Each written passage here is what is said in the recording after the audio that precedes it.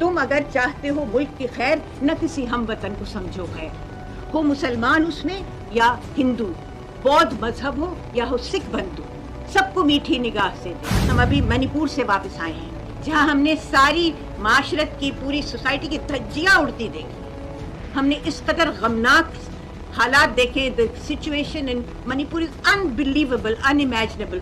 आपके सामने जॉन बैठे। अपनी बैकग्राउंड से शुरू करना चाहती हूँ। मैं इस वक्त एक मुसलमान के तौर से आपके सामने खड़ी हूँ।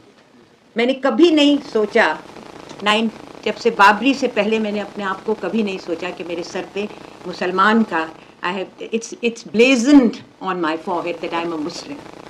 मगर इतनी शिद्दत से उसका एहसास हुआ है पिछले 9 सालों में कि मैं आपको इसका क्या, अपने दिल का हाल आपके सामने क्या रखूं। जैसे एक शायर ने कहा था कि देखा था एक ख्वाब सा, मालूम नहीं क्या, अब तक असर ख्वाब है, मालूम नहीं क्यों।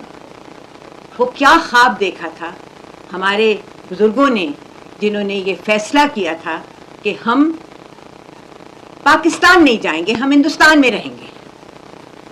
जबकि 90%, 99 और 95% of my family was by force picked up from Panipat. हम हरियाणवी भी हैं, I'm a Kashmir born also, so I have this interesting combination. They were forcefully put into trucks and taken across the border. अपने घर पे वो sign लगा के गए कि हम चंद दिनों के लिए जा रहे हैं, हम वापस आ जाएंगे, और अपनी चाबियां अपने पड़ोसियों के हाथ में थमा गए। और पड़ोसियों के आंखों में आंसू थे, मगर पर फोर्स चले गए। एक मुट्ठी भर लोग रह गए। और क्यों रह गए? क्योंकि उस वक्त जो हमारे रहबर थे, हमारे कौम के रहबर थे, द लीडर्स इंस्पायर्ड मेरे बुजुर्गों को, my father and my elders were inspired by the leaders of this country, like Gandhi ji, like Nehru, like Maulana Azad, like Khan Abdul Ghaffar Khan, who said at the time of partition, he said, you have thrown us to the wolves. और मौलाना आज़ाद ने कहा कि not over my dead body. मगर हुआ, और ये उस वक्त जामा मस्जिद के आगे मौलाना आज़ाद ने 1947 में मुसलमानों से कहा, तुम कहाँ जा रहे हो, तुम कहाँ जा रहे हो ये मुल्क छोड़ के, ये तुम कहाँ जा रहे हो। और उन्होंने ये भी कहा कि अगर आसमान से एक फरिश्ता उतरे और मुझसे ये कहे कि आज़ादी तुम्हें 24 घंटे में मिल जाएगी, शर्त यह है कि तुम हिंदू मुस्लिम इत्तेहाद से, you give up Hindu Muslim unity, तो मैं ये कहूँगा कि आज़ादी भले देर से मिले, मगर मैं हिंदू मुस्लिम यूनिटी नहीं छोड़ूंगा। क्योंकि अगर आज़ादी को देर से मिले तो ये हिंदुस्तान का नुकसान होगा, मगर अगर हिंदू मुस्लिम इत्तेहाद जाता रहा तो ये आलम इंसानियत का नुकसान होगा। This was a speech that Maulana Azad made in 1923 when he was the Congress president at the Delhi, at the Ramgarh session of the Congress. कि पार्टीशन के वक्त एक बच्चे को जामिया के टीचर्स गए और उस वक्त एक बच्चे को रेस्क्यू करके लाए जो एक हिंदू बच्चा था, और उसको जामिया में उन्होंने दाखिल किया।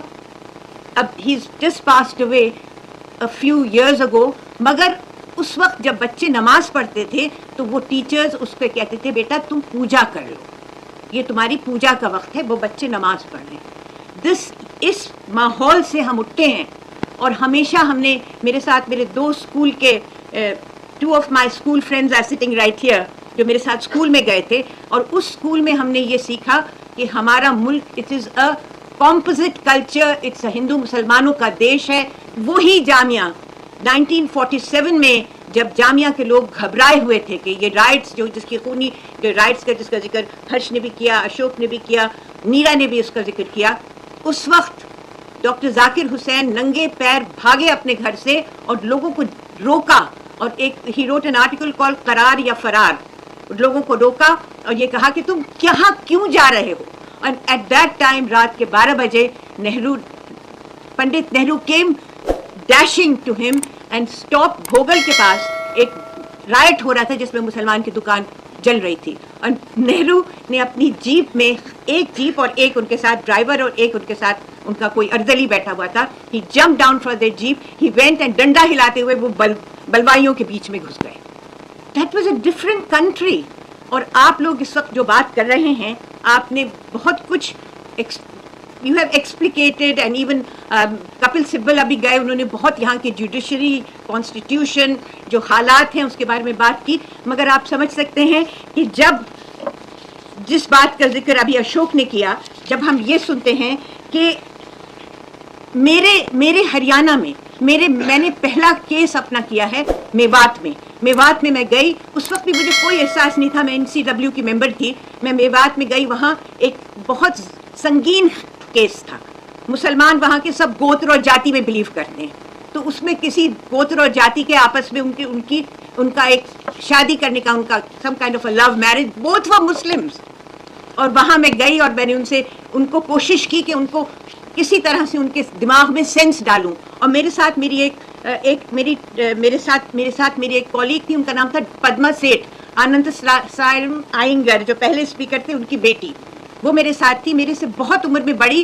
اینڈ میں نے پورے میواتیوں کے سامنے میں نے کہا اسلام میں، اور پدما نے کہا کہ اسلام میں سوال ہی نہیں ہے، نہ گوتر نہ جاتی نہ کچھ. تو ان لوگوں نے کیا کہا، ہمیں ہمارا اسلام مت سکھاؤ، ہمیں سب معلوم ہے. یہ آپ یعنی one Muslim and one Tamilian Brahmin explaining to them what Islam is. ایک محاذ پہ ہم کھڑے تھے، ایک محاذ پہ وہ کھڑی تھی، کوئی احساس نہیں تھا. مگر اب اس ماحول میں جس کے بارے میں آپ لوگ ایک کھلی بات کر رہے ہیں، اس ماحول کو جب میں دیکھتی ہوں، اور میں اور جان ہم ابھی منی پور سے واپس آئے ہیں، جہاں ہم نے ساری معاشرت کی، پوری سوسائٹی کی دھجیاں اڑتی دیکھی. ہم نے اس قدر غمناک حالات دیکھے. the situation in Manipur is unbelievable, unimaginable. آپ کے سامنے جان بیٹھے. تو اس حالت میں جب ملک کا it's the rock bottom of what has happened, and what has happened in Noo is also the rock bottom, and what is unfolding in the future is also the rock bottom.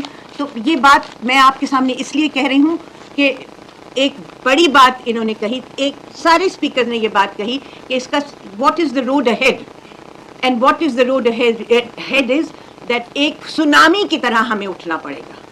But you have to understand what we are going through. What we are going through is a daily grind. We wake up in the morning, اگر ہم کوئی خبر پڑھتے ہیں تو ہم جلدی سے دیکھ لیتے ہیں is this a Muslim name, اور کوئی یہ تو نہیں ہے کوئی، اگر کوئی کسی کا کوئی قتل ہو گیا، مرڈر ہو گیا، if there's any kind of a crime, is it a Muslim? This never happened before. The lenses have changed. The mindsets have changed. So I just don't want to prolong it very much because the time is running out. I want to end with just شعر و شاعری کا سوال ہے. میں اپنے great grand father کی 4 لائنیں آپ کے سامنے پیش کرنا چاہتی ہوں جو انہوں نے 1995 میں لکھی، 1905 میں لکھی تھی. My great grandfather Maulana Altaf Hussain Hali wrote this in 1905. And what did he write in 1905? تم اگر چاہتے ہو ملک کی خیر، تم اگر چاہتے ہو ملک کی خیر، نہ کسی ہم وطن کو سمجھو غیر. ہو مسلمان اس میں یا ہندو، بودھ مذہب ہو یا ہو سکھ بندو، سب کو میٹھی نگاہ سے دیکھو، سمجھو آنکھوں کی پتلیاں سب کو. ملک ہے اتفاق سے آزاد، ملک ہے اتفاق سے آباد. ملک میں اتفاق ہوتا اگر کھاتے غیروں کی ٹھوکریں کیوں کریں.